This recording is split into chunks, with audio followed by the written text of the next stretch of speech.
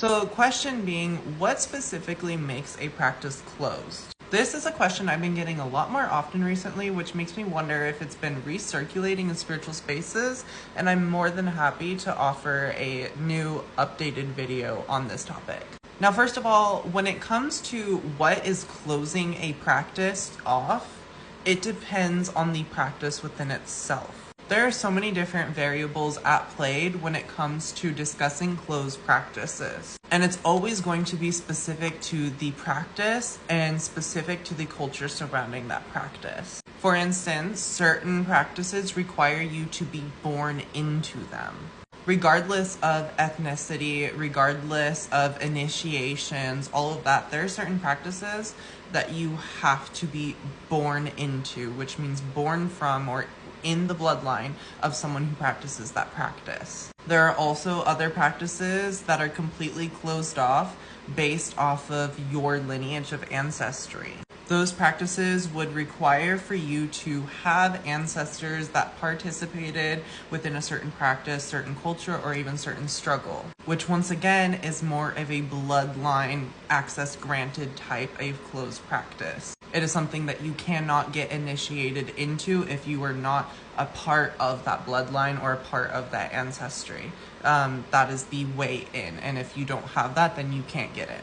Now, there is other more open closed practices. When I say open, I mean more inviting to people who weren't born into the qualifications for initiation within those practices. A lot of people pass around Reiki as being an open practice, even though it is not. And the reason why is because the original practitioner, the master of Reiki, put in his philosophy behind Reiki to be that it is a practice that you go around and you share and you invite other people in.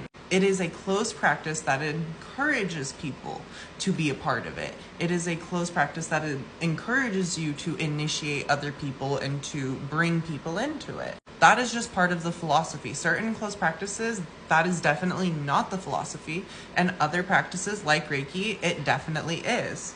What makes Reiki closed is that it requires initiation. You have to be initiated by another former Reiki practitioner. Without that direct initiation from a Reiki practitioner, you cannot have access to Reiki. It requires that attunement. So it is a very inviting practice, but it is a closed practice. Lots of closed practices, not lots, I'll take that back, but there's plenty of closed practices out there that want to initiate more people, want to make the practice within itself more widespread as long as it's properly practiced, and only requires initiation from a former practitioner within that closed practice. Then there are other things that are considered under the umbrella of closed practices but aren't practices, they are actually relationships, such as specific spirits. There are plenty of spirits that in order to work with them, you have to devote to them, which is a form of initiation. It is a contract, a soul-based contract that you have with them, and will require that in order to work directly with them. Some of them you're allowed to worship without devotion, and some you have to devote to even worship them. There are a lot of spirits that are closed in that context. There are also spirits that will be closed off depending on your bloodline and your ancestry. Specifically, more so, ancestors and spirits that are more mundane or human, I guess, is a better way of explaining that, but definitely also includes deities and entities as a whole. Certain people's ancestors, such as people of color's ancestors, are probably not going to want you to work with them, and you shouldn't blame them, or honestly even question them, because what the fuck? But same with certain deities. If you are not partaking bloodline wise in a certain practice or have the lineage of people who participated in those practices, then those spirits would also be closed off to you, and they would not appreciate you reaching out. Then once again, there are also spirits that regardless of their culture, regardless of them being closed, they still might be inviting and encourage their devotees to initiate more people and bring more people to them. So overall, Closed practices are something that is a very touchy subject, and that is because of all of the variables that you have to throw in when considering what makes a practice, what makes a spirit closed, what makes what closed. There's so many things that play into them, all individually and specifically. So overall, general answer outside of that, I can't tell you, because it depends on the practice. And when it comes to getting information on why those practices are closed, what do you do to get initiated, how do you get more into that practice or even learn more about them, you need to ask practitioners of those specific cultures or practices. If you have a question about Reiki, go to a Reiki practitioner. If you have a question about hoodoo, go to a hoodoo practitioner. If you have a question about brujeria, then go to a bruja. Don't be going to people who aren't actively partaking in that practice, regardless of what they know. One, they don't practice it. Two, it's disrespectful to the practitioners who do practice it, and it's disrespectful to the practices within themselves. Ask people who directly get their hands all up in there in those practices, and they will give you the answers. You know why? Because they live those answers. Same thing about asking about what to do with white sage that you accidentally appropriated.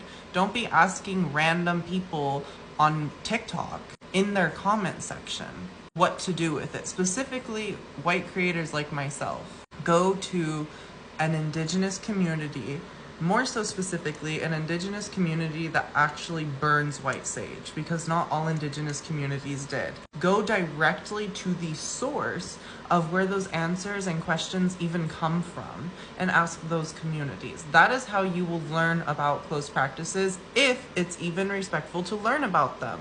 Because that also brings up the question of why would you want to learn about closed practices that, one, you're not planning on getting directly initiated into, and two, don't plan on partaking in and aren't for you.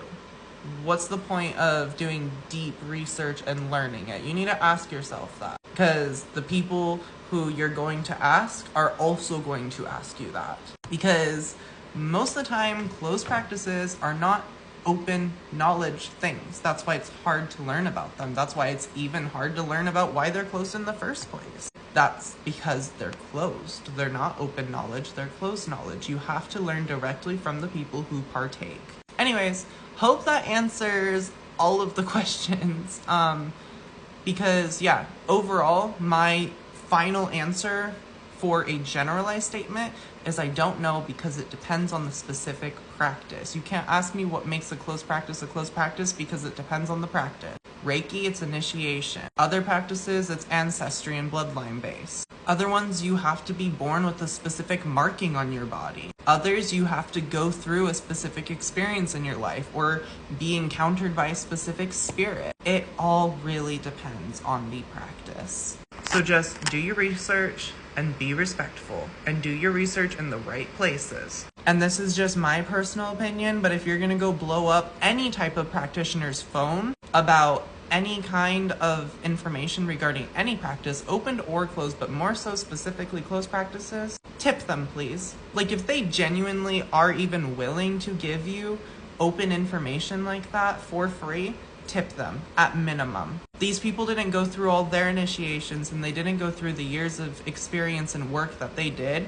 to be giving handouts. So if they are, at least show your generosity through tipping them, or at least proper support. Thank y'all so much. Bye.